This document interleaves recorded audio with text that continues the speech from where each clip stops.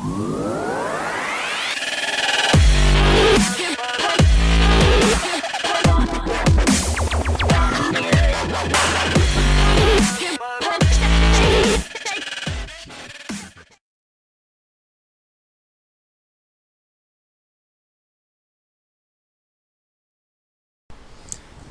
again, this is Damien from FixWinPC coming to you once again with another interesting video. Today's video is going to be on an AOMG 4-channel NVR system. Now, this is one of the cheapest systems I've seen on Amazon. When I bought it, it was literally $20 US. $20 US. It was a no-brainer. I was like, but worst happens that it doesn't come on. Guess what? It came on. So now I'm going to do, I'm not going to say this is a review. I'm just going to say this is a quick run through. Just in case you ever encountered it or saw it and thought, well, what could be so bad about buying NVR, you know? So let's just check it out. Check out some of the specs. And we'll go into some of the configuration. And we'll see how it actually functions. See if there's any special features, see what it entails. I've only plugged this in so far. I have not gone further into it. So I've just plugged it up, hooked it up to a monitor. You won't be able to see that's off screen, right? So I'll get into the web interface and we'll see how it looks from there and what you can do on the web interface and whatnot. So let's first go and look at the device itself. So you would find on Amazon. I just had this up here as I was trying to get in. Load this back down. Right, so this is basically the device right here. So what you can see on the device is that it has a network port here with a USB above it, power switch, power input, DC 12 volt, audio in, audio out. There's an HDMI out. It says HD out, so it has the shape of a HDMI out. And there's also a V out, if that's what I'm seeing correct. But this is like for a spot monitor, right? There's a space here where the alarm input would normally go, and there is a VGA port here. So this is the basic NVR system. Notice there's no space for PoE or, you know, for at least the ports to go in and be a direct plug and play system. So this is not intended to be plug and play. It's basically something you put somewhere else. You have your camera somewhere else, as the diagram denotes. So this shows you the basic setup here, where you would have this connected to a switch. The DVR itself would be connected to a switch, and on that same switch or within the network, maybe other switches or whatnot, but on the network you would have IP cameras, up to 4 of them that attaches to this, and then on the switch you will go to your router, and then that's how you get out through your modem to go out to the internet. So this is how they intended their device to be structured. Basically, this is what they intended for it. They don't intend you to plug directly into it, but to be used as a device you put somewhere, probably in a closet, a cabinet, under a desk, on a shelf, and then you have a switch somewhere else, and then you have cameras going to that switch, and then from the switch that goes to your router, the way you get your internet to come in from, so it also goes out that way, and that's how it's serviced. Now this link that I found says that the AOMG 1080p 4-channel NVR is currently unavailable. They say we don't know when this item will be back in stock. I mean, this is usually what they say when it's not available. But yeah. So let's go through some of the specs. Let's go down. Product description. So you could probably pause the video and read all of this information. So let me just scroll up a bit. Let's try to fit everything. Alright, so down here is just 4-channel on NVR, power adapter, mouse. Above that is really the specs. So the storage, it can handle 4 terabytes of storage one SATA port. So you can only put one hard drive, up to 4 terabytes of storage. That's what it takes. Power supply 12 volt 2 amp, and without HDD the power consumption is 10 watts. Alright, it's a fairly small form factor. They make it look like Greek here, but it's approximately like 8 inches by 10 inches by 2 inches thereabouts, from what I could see. And that's just eyeballing. Don't quote me on that's not an exact measurement. Alright, so you see the different network function, the different protocols, HTTP, TCP, IP, the basic stuff that would be coming with IP stuff. It says 3G and Wi-Fi. I'm not too sure about this Wi-Fi and this 3G stuff. I don't know. I'm skeptical about that. We'll see. Alright, so there's an Ethernet port. It's a fast Ethernet port, so it only goes maximum 100 megabits per second. So you won't get gigabit speeds coming off. Alright, so the playback, you can get synchronous playback for 4 channels at 960p at 25 frames per second, or 4 channels at 1080p at 25 frames per second. So this just basically gives, this up here gives you like a basic overview of the system. Alright, so that is just basically some of the specs. So let's see, you get a picture of the DVR. This is it here, so you can see it here. This is how it looks when it comes out the box. They give you some dimensions here, some of the stuff it comes with, very basic stuff. Screws for your hard drive, disk with the manual. I'm assuming, I haven't used this yet. A mouse and a power supply. That's pretty much it. Alright, so let's move on to the actual web interface. So to get there, you open our Explorer and we carefully type in http://192.168.0.114. Now, as I said, I already configured this off screen, like with the IP address to be static, so I know the IP address. But when you first load up and you go through the wizard, you can set the IP address there.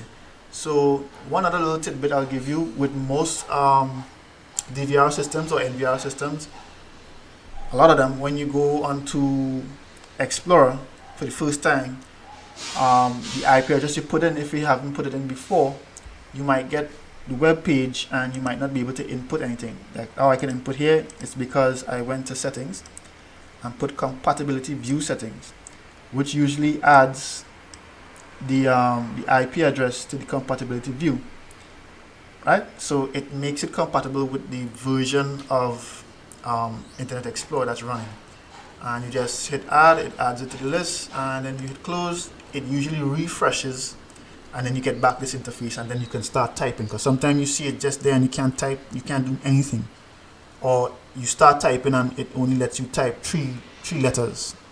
So this way you can, it's compatible. So right, so we have this interface here, and the password is 1234556, username admin, and we log in. Anyhow, so let's go device config, and we go into system, and we go into digi channel. Now in digi channel, we're going to add it to channel 1. So let me move to the side. Alright, you have to enable channel 1 first. Enable the time if you want to see the time on it. And then we come down here and we hit add. Now configuration is for channel 1. You could probably change the name of this, but I'll leave it alone. For an IPC camera, you can add a DVR, NVR. We'll get into these two later. Probably add a remote DVR, NVR using the IP address. We'll see how that goes. Alright, so you're going to add an IPC. Protocol we're going to use is OnViv. So you see it just grays out all of that because you won't be able to change that. And now we want to get the IP address, 192.168.0.15. That's the IP address of the washcam, and port 80. Username and password. Right, so here we have it. So let's hit OK. Configuration successfully saved. So alright, so now what we do, we come out. So it's been added to the NVR. Now it's added to the NVR because I saw it come up on the screen, off screen.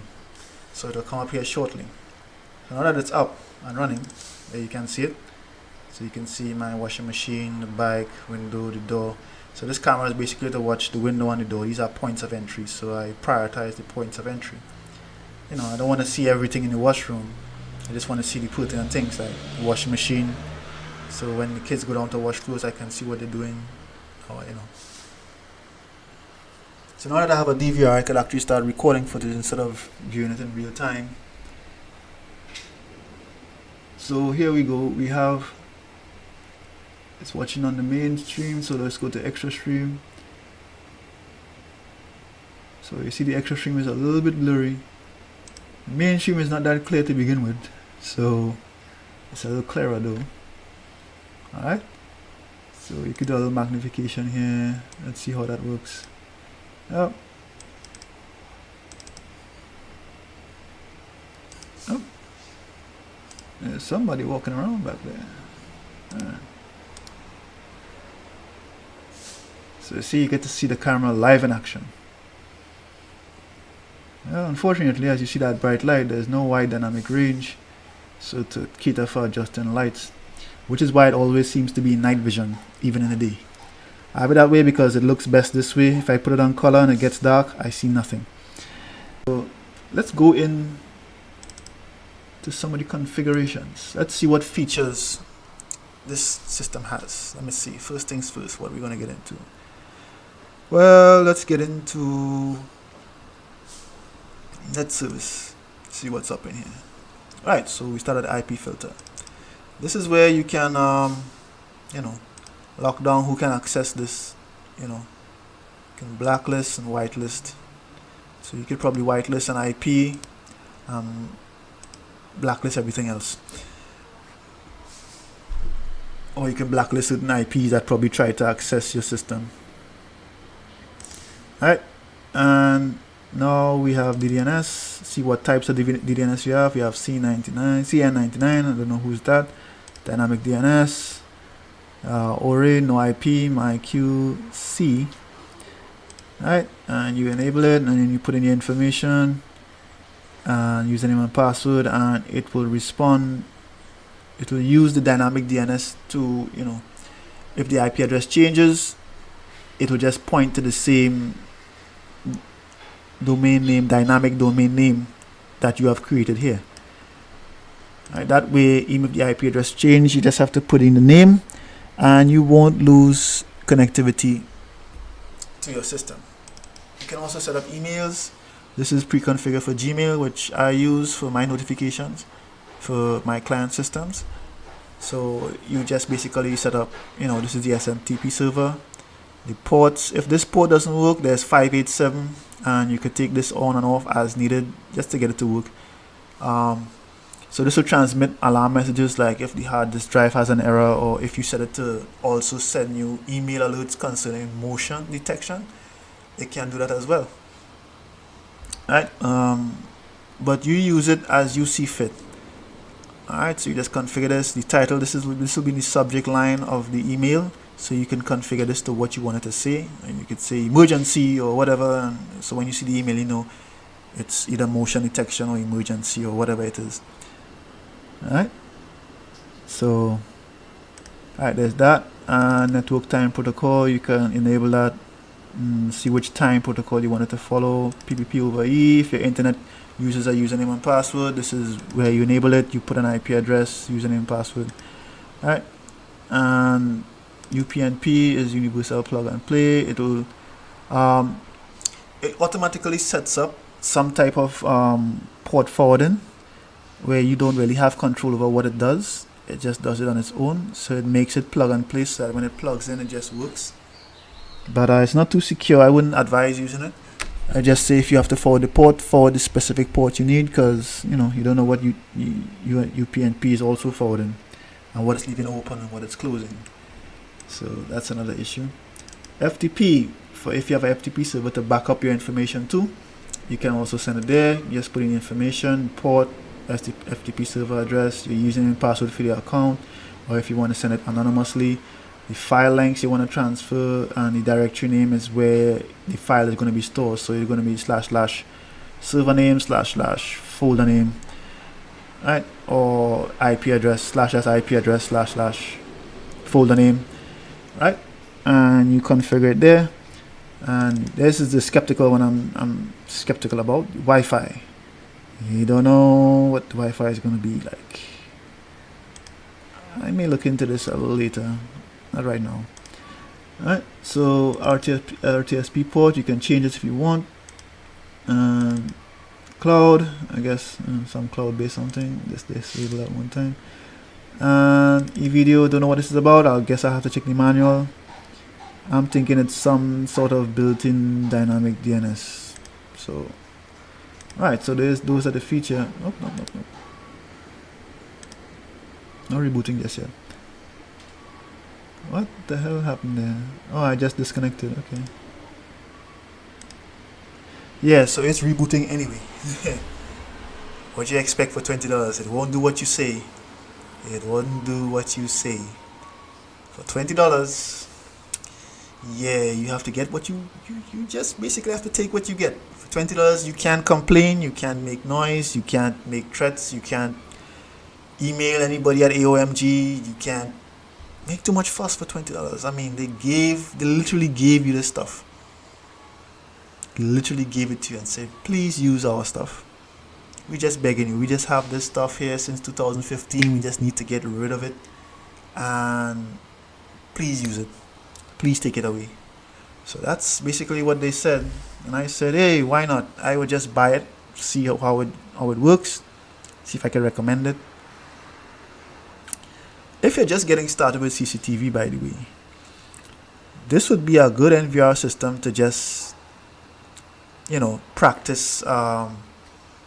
Well, this would be a good practice system to practice things like connecting to the internet, getting the network features, the remote viewing features to work. I just rebooted, and stuff like that. So yeah, let's go into the device configuration. Let's see what other features are there. Let's see, what can you do? Well, we found how to add. This is where you go to add stuff, channels. You can add up to 4. This is where you so you see there's analog channels. So this tells you what channels are available for use. So it tells you the analog channels: 1080p, 1080n, 1080n, yeah, 720p, 760h, D1, CIF. CIF and D1, these are ancient technologies here. This whole section is almost ancient. It only starts to make sense from 720p. Now the digital channels, they have 3 megapixel, 5 megapixel, and they also have this here. But where the dots are is what it supports. So it only supports 4 digital channels at 1080p and 4 digital channels at 960p, with a playback on the 1080p for 1 channel max, and a playback on the 960p of 4 channels max. So that means if you want to view 4 channels at the same time on playback, right, you're going to have to use 960p. You have to lower resolution. If you want to view 1 channel at a time on playback, you're going to have to use 1080p. I would say use the 1080p and go through 1 channel at a time. I mean, it's just 4 channels. It's not like it's a 200 channel NVR and you need that synchronous playback. But does it have synchronous playback? Oh yeah, I have nothing recorded, so I can't really even test that feature. I don't have a hard drive in. It was just plug in, see what it looks like, spread the word. Alright, so there's not much to do here. There's not much. There's just basic stuff: snapshot, all channel record, cruise all recording. You can go view 1, view 4, you can go full screen, like this, and if you press escape you come out, and there's some PTZ functions here that you're not going to use because you don't have a PTZ. If you did, then you put it here and then you can probably work the PTZ. This is for system logs. What you see, you can see your connections, disconnections. Alright, if there's an alarm, you can see it. This is just operational, who connected, who disconnected, the user, the time, the date, and the connection successful, those results. Local config, that's just basically system setting where it records on my PC actually. Alright, and tells you if you want to save local records as AVI in that format instead of H.264, if you want to save the snapshots as JPEGs, and all that. So this tells you the length, 60 minutes. You can adjust this if you want. And this gives you an about. See, it gives you a web version, net version, monitor version, play modules. So this is where you can come and you can look and see the different versions and compare it to if there's an upgrade. So let's go back into the device config. Let's go to advanced and auto maintain. That basically gives the auto reboot of the system. Oh yeah, upgrade. So you get the file name from AOMG, I guess, and you directly download the file into your PC and then you upload the file into here, and you probably see if you can actually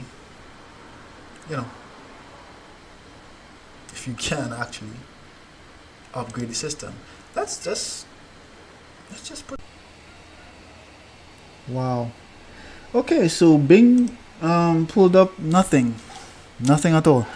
So here we see $20. Don't expect any miracles, not one. So you're on your own with this. Do I recommend it? Hell no, I don't recommend it. If you just wanted to just point and shoot and hope it lasts a year, go for it. Best $20 you're gonna ever spend. But then you have to buy a hard drive, then you have to buy cameras. It'll quickly rack up to $200 for something that might die on you at any given point in time. I'm not trusting the build quality. I'm not trusting the software to do anything for you. I'm pretty sure it's going to get hacked at some point. It won't be on my network long enough. So yeah, by the time you see this video, it would have been back in a box, tucked away in a corner, probably never to be seen again unless somebody's really in a jam and they need something. Yeah, I'll piece together something for them, maybe for free. I can't have good conscience sell this system.